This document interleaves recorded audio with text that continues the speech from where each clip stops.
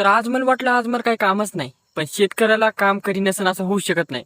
तर मित्रांनो, आज मला पाजवायची फक्त गथुडभर हळद. तर मी निघलो डायरेक्ट हळदीच्या रानाकडे. ते पाहते तिथं हळदीचं रान आहे.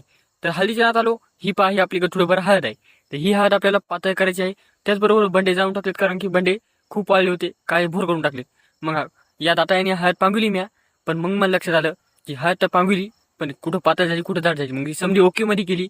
त्यानंतर मग मी आलो खाली, कारण की बैल पहाटपासून पाणी पाजायला आली होती, ऊन झालं. मग पाणी पाजायला बैल पाणी पाजले.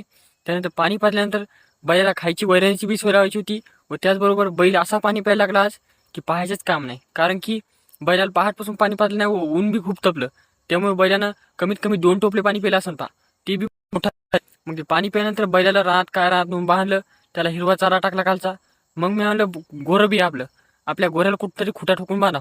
वड्यात गेलो. वड्यात खायला भरपूर होतं, पण गोरं इतकं अवखी आहे आमचं की एका जागी राहील म्हणून म्हणजे की त्याचं खरंच नाही. काय काय वांदे करणार म्हणजे करणार. त्यामुळे मला अडचणीत बांधायला बरं, कारण की पुन्हा अडकलं गिड मग गेलो गोरं आणायला. बैलाला तर खायला टाकलंच होतं. चला म्हणलं एकदा घरून जाऊन गोरं वड्याकडे नेऊन बांधाव, मग आपलं कामच संपलं.